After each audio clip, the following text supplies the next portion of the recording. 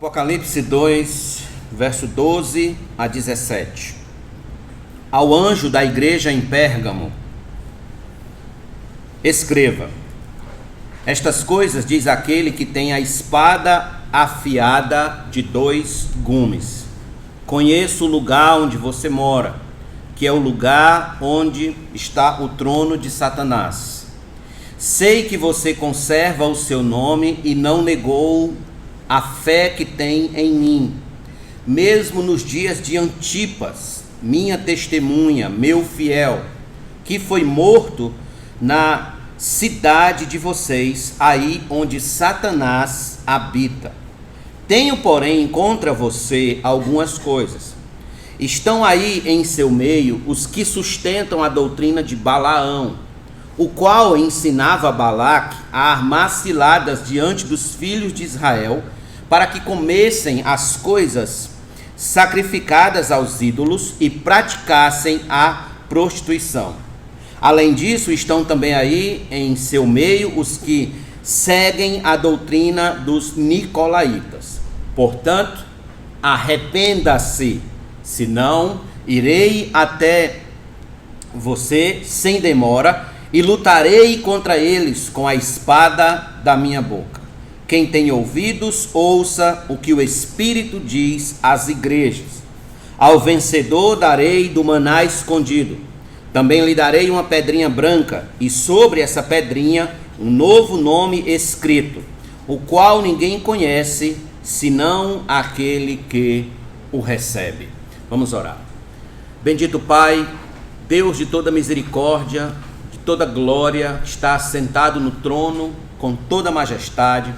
Rogamos nesse instante, Senhor, que Tu nos ajude a entender a Tua palavra, nos ajude a compreender, Senhor, o que está escrito aqui, para a edificação da nossa fé, para a firmeza do nosso coração em Ti e principalmente, Senhor, para que vivamos para a Tua honra e para a Tua glória. Assim nos ajuda, fala conosco, em nome de Jesus nós Te agradecemos e todos nós digamos amém. Pérgamo era uma cidade diferente das cidades de Éfeso e Esmirna, as quais nós já estudamos aqui nos domingos anteriores. Sua força não era uma força comercial, sua força era política e religiosa. Pérgamo foi uma aliada muito forte de Roma na luta contra os gregos. Quando o rei de Pérgamo, Átalo III, morreu, ele deixou registrado em testamento que Pérgamo agora pertencia a Roma, aos romanos. Devido a essa aliança com os romanos, Pérgamo se tornou a capital da província romana na Ásia Menor, se tornando ali um verdadeiro centro administrativo de Roma naquela região. No ano 29 a.C., Pérgamo levantou um templo de adoração ao imperador Augusto César e também um templo de adoração à deusa romana Diana, tornando-se uma cidade muito forte na adoração ao imperador. Naquela época, irmãos, não adorar ao imperador era considerado alta traição ao império e aos cidadãos que ali viviam. Em Pérgamo, eles tinham não apenas adoração ao imperador, mas também adoração a outras divindades, os quais eles prestavam cultos. Ali eles adoravam a Zeus, a quem chamavam de Deus dos deuses e Deus Salvador, e para quem eles construíram um templo suntuoso, com um altar de mais de 13 metros de altura. Eles adoravam também a Dionísio, que era o padroeiro da dinastia dos Átalos. Adoravam também a deusa Atena, a quem dizia ser a deusa da vitória.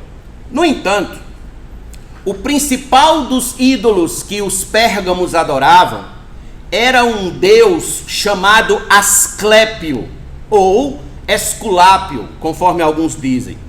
Esse deus Asclépio, ele era conhecido como o deus da cura, que era simbolizado por uma serpente, que ainda hoje é visto no símbolo da medicina.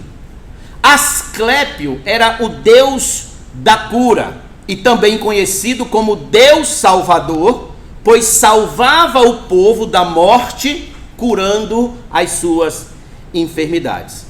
Bem, isso é o que se diz a história. A adoração ao imperador e a esses deuses estava diretamente ligado ao dever cívico e ao patriotismo. Não prestar culto a César e não prestar culto a esses ídolos era correr riscos profundos de morte. Aliás, era considerado subversão contra o Império Romano.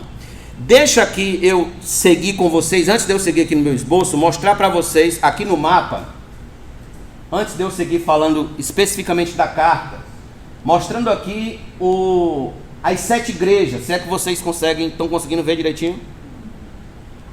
Pérgamo ficava lá em cima, lá naquela ponta de lá é onde ficava Pérgamo. Então nós já vimos Éfeso, que fica aqui embaixo, Esmirna e Pérgamo. Estamos vendo hoje Pérgamo, tá certo? Essa aqui é a região chamada da Ásia Menor. Hoje essa região é a Turquia, certo? Os turcos que dominam lá. E ali está Pérgamo. Já vimos Éfeso, Esmirna, Pérgamo. A partir do próximo domingo vamos ver Tiatira. Pode apagar e pode tirar aqui, Tati. Muito bem, voltando aqui então.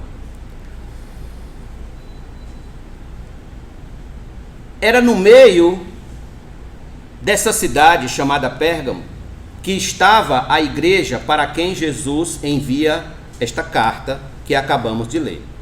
Como bem veremos mais à frente, esta igreja ela teve sérias dificuldades por não prestar culto ao imperador de Roma, como faziam os pagãos que ali congregavam. Então, no início da carta, Jesus se apresenta àquela igreja, como ele fez com todas as demais, com as seguintes palavras. Volte comigo ao Apocalipse capítulo 2, por favor, versículo de número 12. Ao anjo da igreja em Pérgamo, escreva: estas coisas diz aquele que tem a espada afiada de 2 gumes. Observe. Jesus tinha usado essa expressão, espada de 2 gumes, lá no capítulo 1, versículo 16. Sendo que essa expressão, ela é oriunda de Isaías, capítulo 11, versículo 14. Como eu falei a vocês no domingo passado, as apresentações que Jesus faz de si mesmo, elas estão sempre ligadas a algo peculiar da cidade para quem ele está enviando uma carta. Nosso Senhor, ele usa esta expressão exatamente porque a espada no mundo antigo, no mundo romano, ela era símbolo de juízo.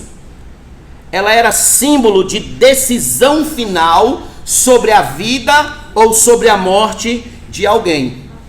Ocorre, irmãos, que em Pérgamo, o procônsul, o representante local do imperador, ele tinha a liberdade concedida para sentenciar alguém à morte ou não.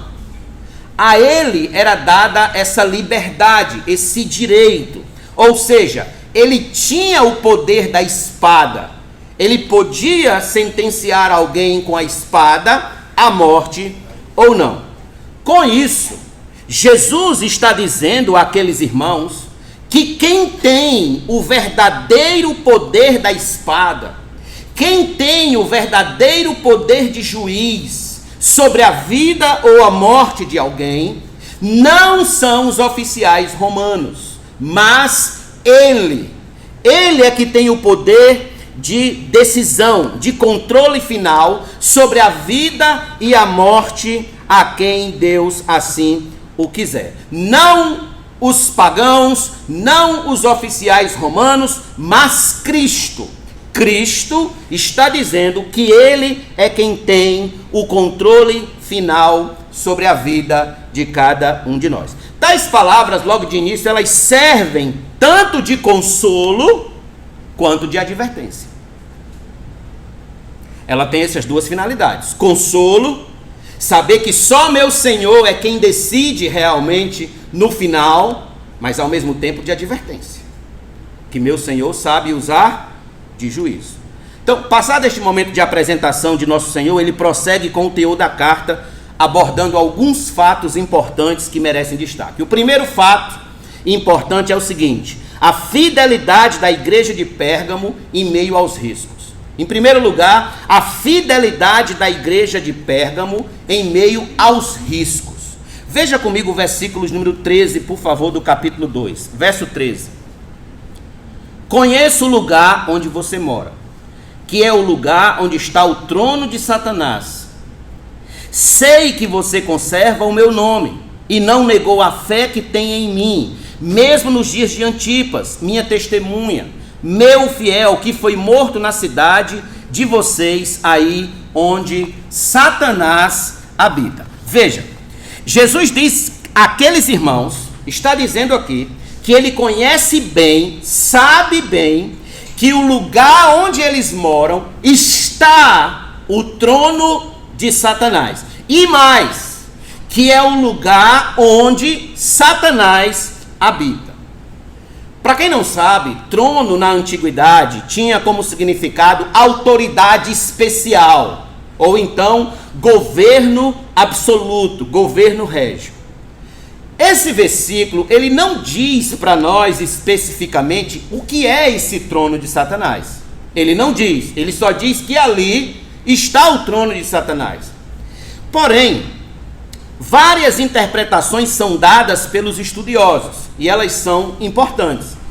Permita-me trazer as três principais hoje à noite para vocês, para que tenhamos um bom entendimento desse texto. Em primeiro lugar, o que era o trono de Satanás? Em primeiro lugar, era o altar dedicado a Zeus Soter, o Deus Salvador. Este altar, ele ficava no cume da montanha e tinha uma estrutura de grandeza que enchia de admiração aos moradores de Pérgamo. A segunda interpretação sobre o que era esse trono de Satanás é que ele era a imagem de Asclépio, o deus serpente. Porque em Apocalipse, tanto em Gênesis, capítulo 3, quanto em Apocalipse, em alguns textos, a serpente, a imagem da serpente, está como símbolo de Satanás. Então, alguns acreditam que era por causa do deus Asclépio. E em terceiro lugar, a terceira interpretação era que o trono de Satanás se referia ao culto ao imperador, pois este era o principal culto na cidade de Pérgamo. E nos governos de Domiciano e Trajano, os moradores de Pérgamo eram fervorosos na adoração ao imperador, e não cultuar a César era ter sérios problemas com a própria vida. Bem, a interpretação mais provável para nós hoje à noite, irmãos, é esta última, a do culto ao imperador. Porque adoração aos outros deuses, aos deuses pagãos, tinha em toda a Ásia Menor. Toda a Ásia Menor tinha adoração a outros deuses. Mas perseguição específica por não adorar a César, isso era característico da cidade de Pérgamo. Nosso Senhor então sabia dos riscos que aqueles irmãos da igreja de Pérgamo estavam sofrendo por não adorar a César, por não adorar a Augusto César. No entanto, Jesus vai trazer uma nota de elogio àqueles amados irmãos que ali congregavam. Jesus diz que eles conservaram o seu nome e não negaram a sua fé. Volte comigo ao versículo 13, por favor, e veja comigo aqui rapidinho. Diz assim: sei que você conserva o meu nome e não negou a fé que tem em mim, mesmo nos dias de Antipas, minha testemunha, meu fiel, que foi morto na cidade de vocês, aí onde Satanás habita. Observe, conservar o nome aqui significa agarrar-se energicamente, firmemente, com toda a firmeza. Esse é o sentido do termo grego original. O nome de uma pessoa antigamente, como bem sabemos, ele é algo que se referia às características de uma pessoa. E uma das características de Cristo, dos seus ofícios, obviamente, era o senhorio. Cristo era Senhor. Portanto, para os irmãos daquela igreja, conservar o nome de Cristo era dizer que apenas Cristo era Senhor e não César. Apenas Cristo era soberano e não Zeus, não Dionísio, não Atenas, não Asclépio, não César. Apenas Cristo era Senhor absoluto sobre tudo e sobre todos. Então eles se agarraram firmemente ao que eles conheciam sobre o nome santo de Cristo. A segunda característica desse elogio que Cristo faz a Pérgamo é que eles não negaram a fé. Não negaram a fé que eles tinham no Senhor. Somente Cristo era Deus e Senhor e Salvador para eles. Mesmo diante da perseguição que aquela igreja sofreu, a qual vitimou o irmão Antipas, a quem nosso Senhor, aí no versículo, chama de minha testemunha e meu fiel, mesmo diante dessa perseguição, eles não negaram a fé. Permaneceram firmes. Na cidade onde Satanás tinha seu domicílio, Antipas foi morto. Nós não sabemos quem era Antipas. A Bíblia não tem muitos. Aliás, só tem isso mesmo a respeito de Antipas, não tem muito conteúdo. Apenas que ele foi uma testemunha fiel do Senhor. Ele foi um verdadeiro mártir. Essa palavra mártir, como nós conhecemos hoje, ela só veio ter o sentido que tem hoje, depois do século III.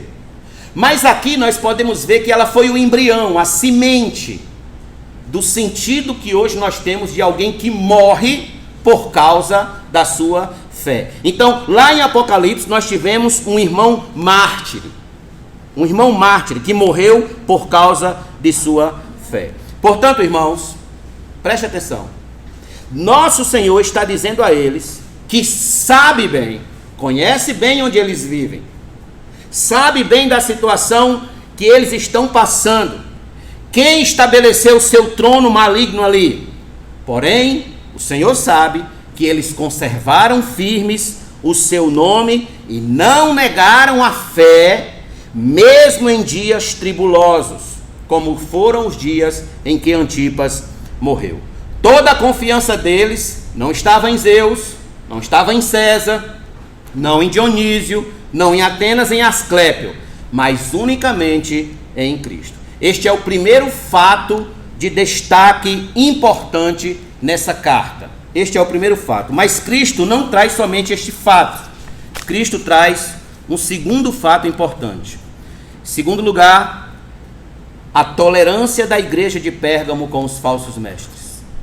A tolerância da igreja de Pérgamo com os falsos mestres. Veja comigo o verso de número 14 e 15. Jesus tinha falado positivamente sobre a igreja e agora ele vai abordar com um tom negativo sobre a igreja. Tenho, porém, contra você algumas coisas. Estão aí em seu meio os que sustentam a doutrina de Balaão, o qual ensinava a Balaque a armar ciladas diante dos filhos de Israel, para que comessem coisas sacrificadas aos ídolos e praticassem a prostituição. Além disso, estão também aí em seu meio os que seguem a doutrina dos nicolaítas. Perceba. Enquanto a igreja de Éfeso foi firme com os nicolaítas, intolerante com os nicolaítas, a igreja de Pérgamo abraçou os nicolaítas. A pior queda que um homem tem não é a queda moral. A pior queda que um homem tem é a queda doutrinária. Dessa aí, muito difícil ele se recupera. Nosso Senhor disse que tinha isso contra eles, que eles mantinham ali no seu meio homens que sustentavam doutrinas perversas, que não condiziam com a verdade de Deus. O problema agora não era externo, não era César. O problema agora era interno. O grande inimigo dessa igreja não estava fora dela. Para com os inimigos de fora, ela era valente, ela era perseverante. Mas para os inimigos de dentro, ela era covarde, tolerância. E estas coisas que o Senhor diz ter contra elas, é que alguns sustentavam a doutrina de Balaão. No versículo 15, ele diz que também ali tinham os nicolaítas. Os estudiosos dizem que os nicolaítas eram os mestres que ensinavam a doutrina de Balaão. Então, versículo 15 e versículo 16, eles estão falando de um grupo só, não de dois grupos separados, mas de um grupo só. Os nicolaítas ensinavam a doutrina de Balaão. Balaão, para quem não lembra, foi um profeta do Antigo Testamento que foi contratado por Balaque, rei dos Moabitas, para amaldiçoar a Israel. E por 3 vezes ele tentou amaldiçoar Israel, e ao invés de amaldiçoar, ele só conseguia era abençoar Israel. Ele não conseguia amaldiçoar Israel. Ocorre que em Números capítulo 25, versículo 1 a 3, os filhos de Israel começaram a se prostituir com mulheres moabitas, as quais eram proibidos de se relacionarem com elas. Com isso, levou-se à morte de 24 mil judeus, com a praga que Deus enviou como castigo contra eles. E essa doutrina de Balaão, ela vai ficar clara quando Moisés diz que toda essa prostituição que os filhos de Israel cometeram foi ensino, conselho de Balaão a Balaque. Só para você ter uma ideia, vamos aqui comigo rapidinho em Números, capítulos número 31, Números 31. Se você quiser saber mais sobre Balaque, você estuda Balaão e Balaque, Números 22, 23 e 24 e 25. Mas aqui em Números 31, Moisés revela claramente por que aqueles judeus se prostituíram com as mulheres moabitas. Veja, Números é o 4º livro da Bíblia. Gênesis, Êxodo, Levítico, Números. Capítulo 31, versículo 16. Eis que estas, por conselho de Balaão, falando das mulheres, fizeram com que os filhos de Israel fossem infiéis ao Senhor. Veja só, no caso de Peor. E assim houve uma praga no meio da congregação do Senhor. A doutrina de Balaão, ela tinha 2 pontos. Primeiro, prestar culto aos ídolos. E segundo, praticar imoralidade sexual. Estes eram os 2 pontos principais da doutrina de Balaão. Foi isso que Balaão ensinou a Balaque. O problema central da doutrina de Balaão não era nem a imoralidade sexual. O problema central, o foco forte, era prestar culto aos ídolos, comendo carnes sacrificadas a eles. Este assunto de comer carne sacrificada foi muito forte na igreja primitiva, porque eles viviam imersos numa cultura de paganismo, que a carne que era sacrificada aos ídolos no templo, a parte que sobrava era vendida no mercado. Então começou a ter essa confusão. E aí, podemos comer dessa carne que vende no mercado? Não podemos? Foi sacrificada a ídolo? Se não foi sacrificada, como é que faz? Muito bem. Paulo tratou disso no capítulo 8 e capítulo 9 e 10 de 1 aos Coríntios. Paulo tratou disso de uma maneira muito brilhante. E ele disse que, mesmo que o cristão fosse maduro e soubesse que o ídolo, na verdade, não é nada, ainda assim, ele não devia comer daquela carne sacrificada se aquele ato de comer fosse escandalizar os mais fracos na fé. Então, ele não devia comer, devia ter cuidado. E o próprio apóstolo Paulo, no capítulo 10, versículo 21, vai dizer que o cristão ele não pode ter participação na mesa dos demônios e na mesa de Cristo. Ou ele participa da mesa de Cristo, ou ele participa da mesa dos demônios. Pois bem, Pérgamo estava correndo esse risco de tolerar esse ensino dentro dela. Homens que sustentavam, que diziam que não tinha qualquer problema você comer carnes sacrificadas a ídolos, participar de culto ao imperador, nem assim envolver com prostitutas do templo. Não. Eles estavam ensinando isso. Assim como isso foi cilada para Israel, também estava sendo cilada agora para a igreja de Pérgamo. Eles estavam correndo riscos de sofrer um sério juízo por aceitar esse tipo de ensino dentro da igreja e não contestar. Nunca esqueço, irmãos, Pérgamo era domicílio de Satanás. Logo, eles eram alvos fáceis das ciladas do diabo. Alvos muito fáceis. E este era o ponto que eles deviam ser como Éfeso. Éfeso odiava a doutrina dos nicolaítas. Eles deviam ser assim. E eles não estavam sendo. Pelo contrário, eles estavam abraçando a doutrina de Balaão, que ensinava que você poderia sim se aliançar a pessoas que adoram ídolos pagãos e ao mesmo tempo cometem imoralidade sexual nos templos pagãos. Este era o ensino dos nicolaítas que passavam como o ensino de Balaão. Entretanto, depois de apontar o problema, Jesus aponta a solução. O problema era esse. E qual é a solução? Em terceiro lugar, o arrependimento do pecado da permissividade doutrinária em Pérgamo. O arrependimento desse pecado, de permitir que essa doutrina tivesse vida, tivesse espaço entre eles. Veja o que Jesus diz em Apocalipse 2, verso de número 16 e 17. Portanto, arrependa-se, senão irei até aí sem demora e lutarei contra eles com a espada da minha boca.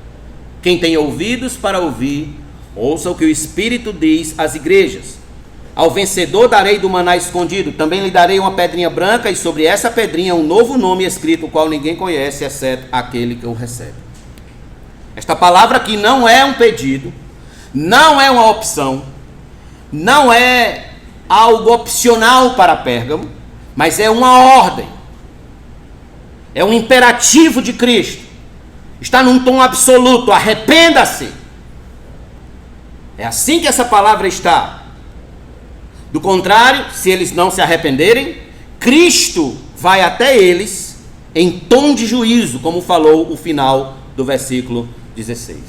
Se eles não obedecerem, ele viria a eles sem demora e lutaria contra eles com a espada de sua boca. Lembra que eu falei de espada no começo? Espada era símbolo de juízo. Tais palavras aqui expressam o juízo de Cristo contra aqueles que não se arrependessem.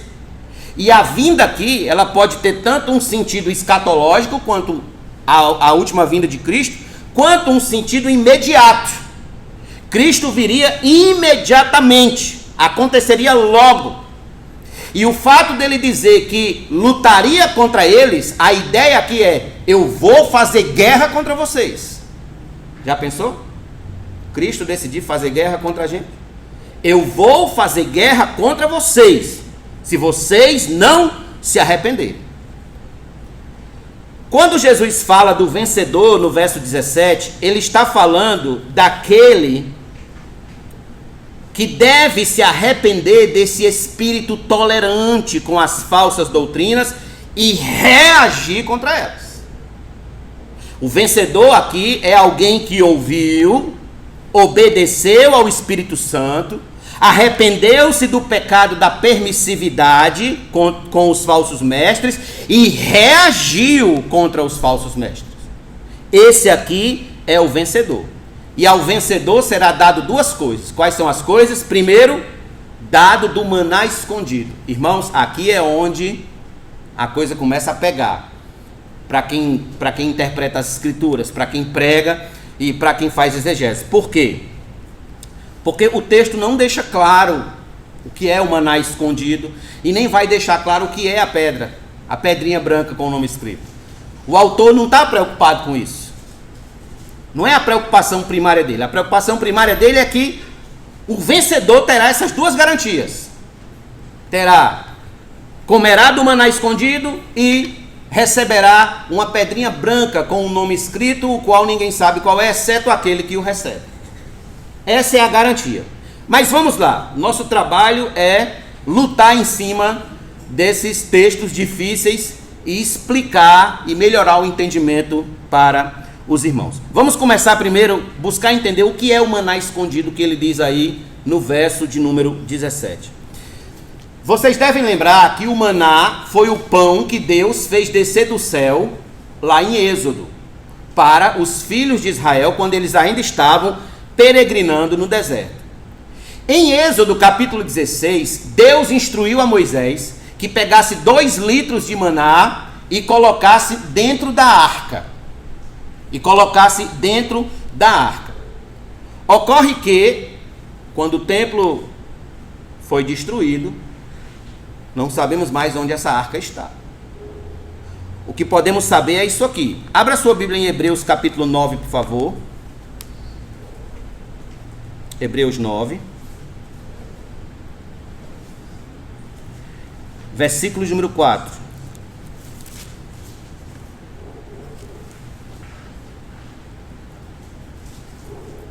O autor dos Hebreus está colocando em paralelo o santuário terrestre, certo? Com o santuário espiritual, e aqui no versículo 4 ele fala: ao qual pertencia um altar de ouro. Nesse santuário terrestre tinha um altar de ouro para o incenso, e a arca da aliança totalmente coberta de ouro, na qual estava uma urna de ouro, contendo o maná, o bordão de Arão que floresceu, e as tábuas da aliança. Então era isso que tinha dentro da arca da aliança. A tradição judaica, no livro de 2 Macabeus, capítulo 2, do verso 4 a 7, acredita que quando o templo de Salomão foi destruído, e Macabeus é um livro apócrifo, deixa eu deixar aqui registrado, é um livro apócrifo, não é um livro inspirado pelo Espírito Santo, mas de grande valor histórico. Quando o templo de Salomão foi destruído, diz lá que o profeta Jeremias salvou a arca com o maná e escondeu numa caverna secreta, para que quando chegasse os tempos do Messias, que o Messias retornasse, o maná voltasse a ser alimento do povo de Deus. Bem, isso é para os judeus. E os cristãos? Nós não somos judeus, nós somos cristãos. Nós não pertencemos ao judaísmo, nós somos pertencentes ao cristianismo. Para nós cristãos, o Messias já veio. E para nós cristãos, o pão do céu é Cristo. Ele já é o nosso maná. Ele já é o nosso pão do céu. Esse pão do céu que está escondido exatamente para aqueles que não se arrependem e não creem. que não conseguem depositar fé em Cristo como seu Senhor e Salvador. Portanto, os estudiosos têm várias interpretações sobre o que é este maná. No entanto, eu particularmente acredito que este maná é a providência de alimento espiritual no bom ensino das Escrituras que o crente precisa para se manter vivo, para se manter em vigor, em uma fé vigorosa. Então, quanto mais você come da doutrina de Cristo, mais vigor você tem. Lembre-se, a doutrina de Cristo não é dada a todos os homens. Ela é escondida para aqueles que estão cegos debaixo do pecado, cegos porque Satanás cegou o entendimento deles. Está à disposição de todos, mas nem todos conseguem ter o alcance à doutrina de Cristo por causa dessa cegueira espiritual. Por quê? Porque num contexto imediato, se você olhar bem para o contexto imediato, o que é que você enxerga? Ali estava a doutrina de Balaão. A doutrina de Balaão era um ensino errado. O ensino errado é um pão que mata. O ensino errado é uma comida estragada que faz a alma secar, que engana. Eu costumo sempre dizer que o ensino errado, ele é como algodão doce. Ele é como um algodão doce. Você pode até comer, bota na boca, sente aquele sabor prazeroso da açúcar, mas não serve de nada. Se você for se alimentar só de algodão doce, o que é que vai acontecer com você? Vai morrer. Da mesma sorte é a falsa doutrina. É o falso alimento espiritual. O maná escondido aqui, acredito eu, ser essa providência doutrinária que Deus faz aos seus filhos, aqueles que se arrependem dos seus pecados. Os irmãos em Pérgamo, portanto, eles seriam alimentados da boa doutrina, a doutrina que alimenta, que mantém vivo, que sustenta, e óbvio, eu quero deixar claro, não excluindo aqui o elemento escatológico, em que comeremos, novamente a ceia do Senhor, o pão de Cristo nas bodas do Cordeiro. Então, esta é a interpretação do maná. Em segundo lugar, disse que seria dada ao vencedor uma pedrinha branca com um novo nome escrito, o qual só o vencedor conhece esse nome. Esse nome é o nome de Cristo ou é o nome do vencedor?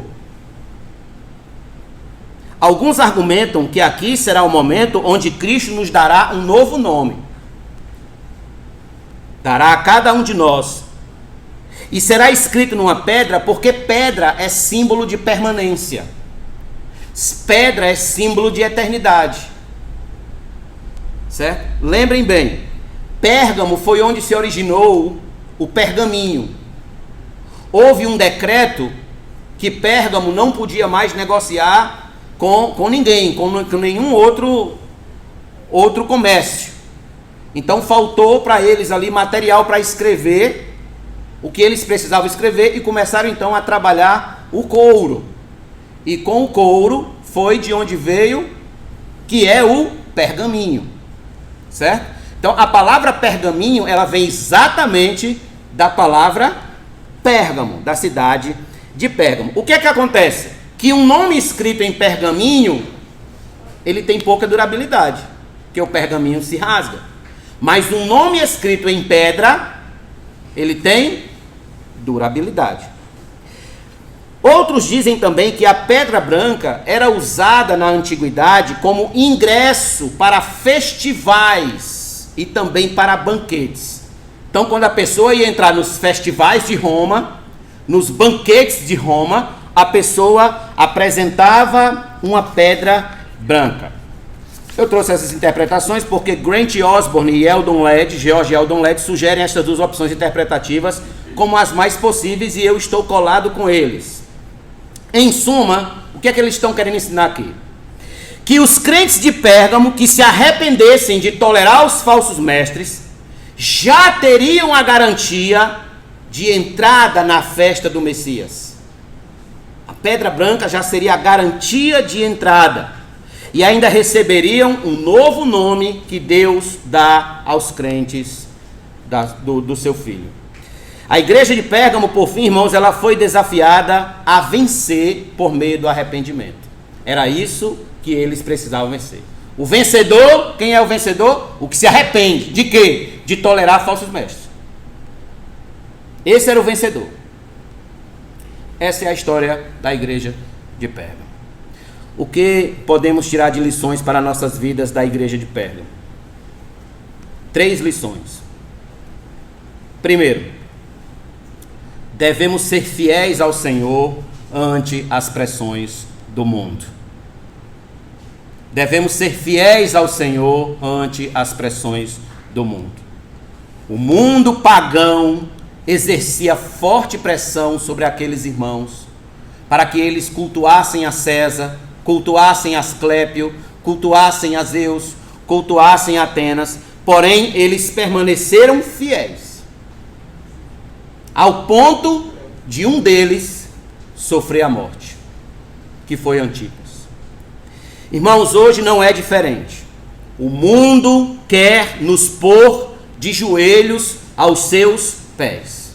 O mundo quer nos encurvar a sua linguagem, o mundo quer nos encurvar a sua cultura, a seus hábitos pecaminosos, a seu estilo de vida, a seu estilo de culto, às suas músicas e a seus ídolos modernos. O mundo tem esse propósito de fazer isso conosco. Nos pressionam diariamente para que a gente negocie os valores de Cristo e abrace os valores do mundo. Eles têm toda uma linguagem, é toda uma linguagem preparada. E começa com o seguinte: não faz mal. Não faz mal. E quando o cristão ele não aceita a se adaptar ao que o mundo diz que a gente tem que ser, aí eles começam a nos taxar de extremistas, mentes quadradas, pessoas retrógradas, etc. Então o mundo começa dizendo assim, preste atenção. Não faz mal algum mentir para se dar bem. Não faz mal algum sair para tomar uma com os amigos no barzinho da esquina. Que mal faz? Qual é o mal que isso faz? O mundo começa assim. Não faz mal algum faltar um culto. Afinal de contas, você não precisa ser fanático. Não faz mal algum falar um palavrão de vez em quando. É você expressando quem verdadeiramente você é. Realmente, um boca suja, né? Não faz mal algum participar daquela conversa de rodinha imorais no trabalho. Não faz mal algum. E eles vão trazendo propostas e mais propostas. Não faz mal algum passar aquele cheque sem fundo. Não faz mal algum fazer isso, fazer aquilo. Só que o cristão fiel diz: não, faz mal sim. Deus não se agrada disso. Aí sabe o que é que o mundo disse? Você é extremista. Isso é discurso de ódio. Você é um fanático. Não precisa ser assim. Deus não quer que ninguém seja assim. Não precisa disso. Deus não quer esse tipo de coisa. Você é alguém insociável, pequeno, de mente pequena, sem grandeza intelectual, sem grandeza social. É assim que o mundo faz.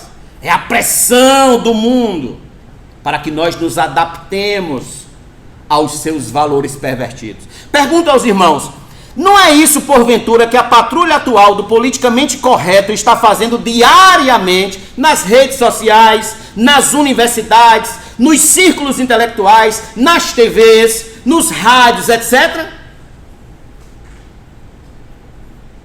A cultura do cancelamento: ou você fala como eles querem que você fale, ou você é cancelado. Ou você faz o que eles querem que você faça, ou você vai ser excluído, banido. Irmãos, quando chegamos ao ponto de um pastor dizer publicamente que a Bíblia precisa ser atualizada porque ela está fora dos padrões do homem moderno, do homem do século 21, isso apenas prova que a igreja tem sim sucumbido às pressões deste mundo, como aconteceu recentemente. Quando pintamos a igreja de uma cor escura, parecendo uma boate, com uma iluminação de show, uma banda de músicos vestidos de calças apertadas, uma pregação emotiva para agradar os ouvintes. É porque a igreja cedeu à pressão do mundo. Quando deixamos de usar termos como pecado, como inferno, como ira de Deus, para não desagradar quem está sentado nos bancos, é porque a igreja cedeu à pressão deste mundo. O que a própria Bíblia Sagrada fala sobre como devemos lidar com a pressão deste mundo? Primeiro, o exemplo de Pérgamo. Ser fiel a Cristo, não negar o seu nome, não negar a fé. É o primeiro exemplo. Mas vamos ver outros exemplos. Abra aí Romanos capítulo 12, por favor. Romanos 12. Versículos número 2.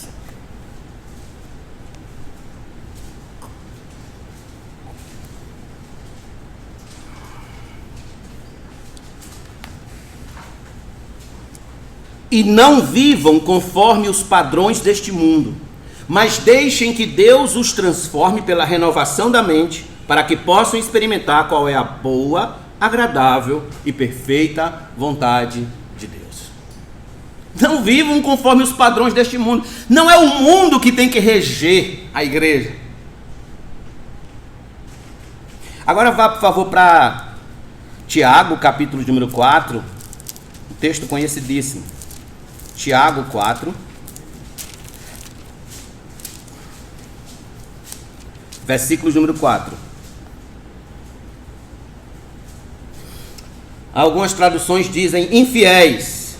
Na minha tradução aqui diz gente infiel. Mas se a gente fosse pegar realmente do original que está aqui, o termo é adúlteros.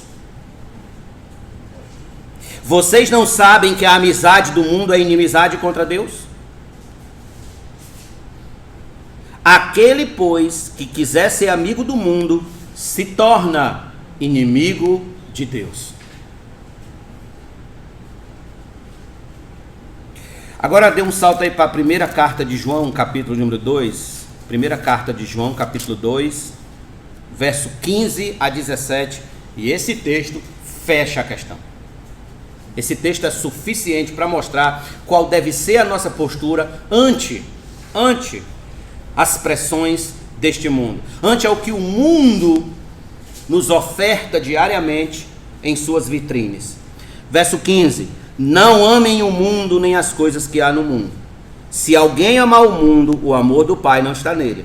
Porque tudo o que há no mundo, os desejos da carne, os desejos dos olhos e a soberba da vida, não procede do Pai, mas procede do mundo. O mundo passa, bem como os seus desejos, mas aquele que faz a vontade de Deus permanece para sempre. É isso que as Escrituras nos falam em relação às pressões externas que a gente recebe do mundo. Aqui estão as respostas. Não devemos nos encurvar, não devemos abrir espaço, não devemos nos encantar com o que o mundo vende nas vitrines, mas antes devemos repudiar firmemente as suas propostas antibíblicas e permanecer fiéis ao nosso Senhor. Segunda lição: devemos ser firmes contra os falsos mestres que se dizem cristãos. Devemos ser firmes. Irmãos, hoje em dia a palavra intolerante, ela está sendo abusada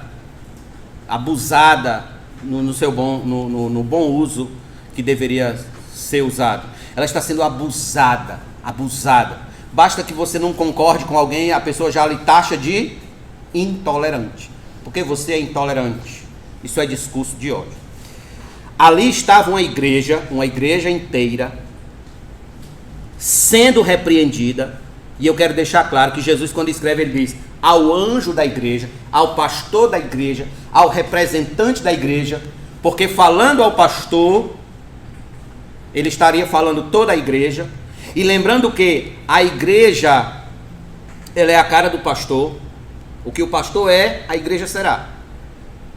É assim que Cristo trabalha aqui em Apocalipse. Ali estava a igreja inteira sendo repreendida por tolerar em seus bancos homens que ensinavam heresias, doutrinas erradas, ensinos de demônios.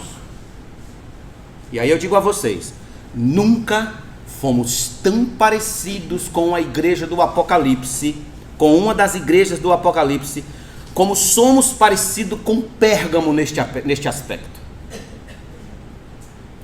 Assim como a fofoca só cresce porque acha ouvido para repousar, assim o falso ensino só cresce porque acha coração para encontrar guarida, para encontrar morada.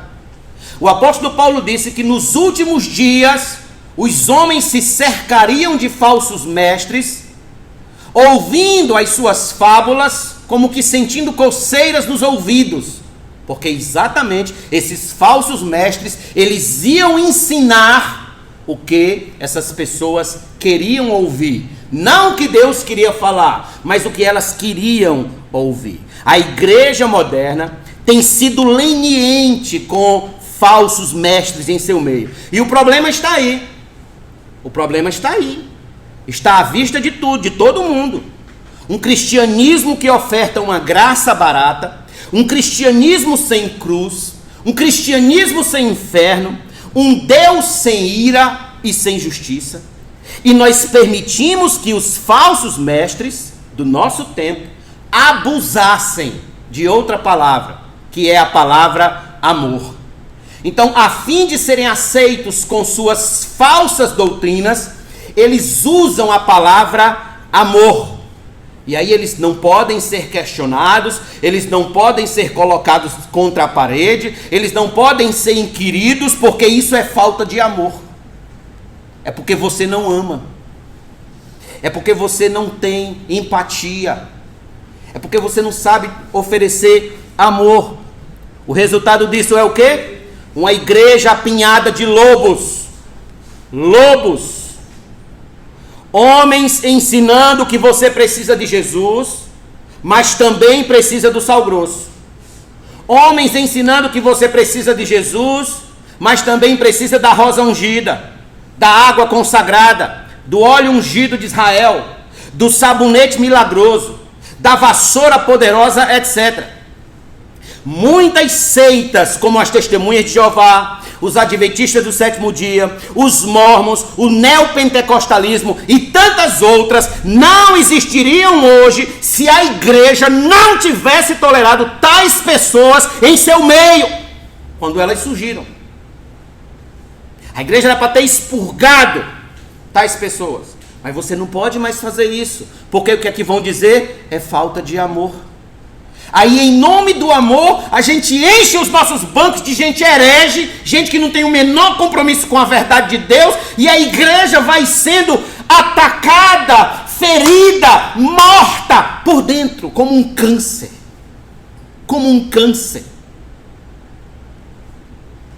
Já outros, mais jovens, nos dias de hoje, estão aí arrebanhando multidões de pessoas incautas, pregando um monte de heresias, e as pessoas estão acreditando de verdade. Eles estão ensinando que elas são iguais a Jesus. Estão ensinando que você é o ponto fraco de Jesus. Estão ensinando que a Bíblia não é a palavra de Deus, ela apenas contém as palavras de Jesus, mas ela não é a palavra de Deus. Estão ensinando que Deus escreve a sua história, mas você é quem tem a borracha, você é quem apaga. No final das contas, você é quem manda, não é Deus. Você não é Deus não é soberano, o soberano é você. Os débeis na fé, que Paulo vai falar em Romanos 16, os débeis, eles são enredados por essas doutrinas modernas de Balaão, e o resultado disso é um número cada vez maior de pessoas desigrejadas. Desigrejadas, gente que trocou o culto de domingo à noite na igreja com os irmãos, com a comunhão dos santos, para ficar em casa assistindo o pastor Faustão. A igreja, atente para o que eu vou dizer, A igreja nunca foi tão atacada de dentro para fora, nunca esteve tão cheia de nicolaítas como hoje. Nunca. Mais do que nunca, irmãos, precisamos voltar a estudar os pais da igreja. Mais do que nunca precisamos voltar a estudar os reformadores, a boa doutrina bíblica, como nós estamos aqui na escola bíblica dominical fazendo, estudando sobre as confissões de fé. Mais do que nunca nós precisamos voltar ao que os nossos pais ensinavam, os puritanos, para que a gente não caia nas sandices teológicas que a gente vê hoje. Quando Paulo fala a Tito sobre as qualidades do verdadeiro presbítero, ele faz um contraste com os maus exemplos que não devem ser seguidos. E olha o que Paulo diz sobre esses maus obreiros. Abra aí em Tito, capítulo número 1, por favor. Tito, capítulo número 1.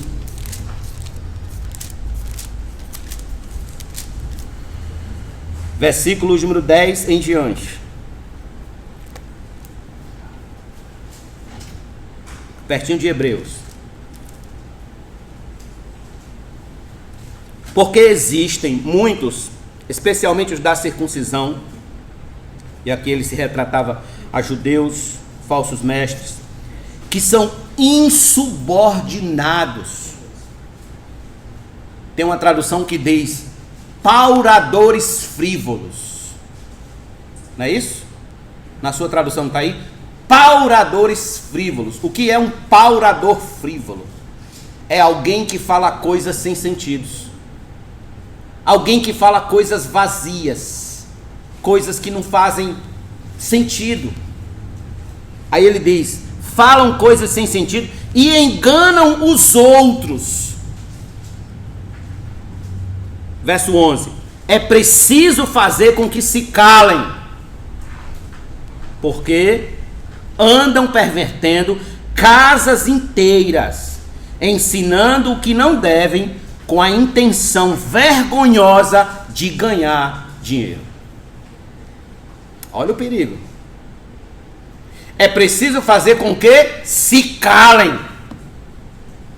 A igreja fica calada em nome do amor.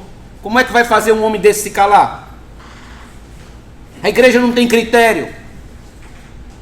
Lembrem, meus irmãos, nem tudo que brilha é ouro. Nem todo mundo que fala de Deus é de Deus. Nem todo mundo que fala de Cristo é de Cristo. Nem todo mundo que fala de amor realmente ama. Eu escrevi, acho que foi ontem, foi anteontem, um pequeno texto lá no Facebook, exatamente sobre os desigrejados. Um certo grupo de pessoas hoje que avarentas, que o problema delas é com dízimos e ofertas, é só o problema delas, avarentas, e elas dizem que a igreja não tem amor. A igreja não tem amor. Aí um dos comentários lá, comentando lá o que eu escrevi, o camarada me chamava logo de burro. Seu burro, você não tem amor, você não ama. Aí eu perguntei, e quem ama pode chamar o outro de burro? Então, em nome dessas coisas frouxas, é que a gente vai vendo como a igreja já está prejudicada com a presença de falsos ensinos. E vai perdendo força. Irmãos, como é que alguém pode chegar ao ponto de não amar a igreja de Cristo? Porque a igreja não é parede, não é tijolo, é verdade, a igreja não é isso. Mas a igreja é a comunhão dos santos. E hoje nós temos a bênção de Deus de nos poder livremente nos reunir, comprar um terreno, levantar um prédio e ali dentro separar para que a gente se reúna e mantenha a comunhão dos santos. E como é que alguém pode se levantar contra isso? Só por avareza, para não querer depositar o dízimo ou a oferta. Eles ficaram com raiva lá porque eu chamei de filhos malditos. E eu afirmo, são filhos malditos.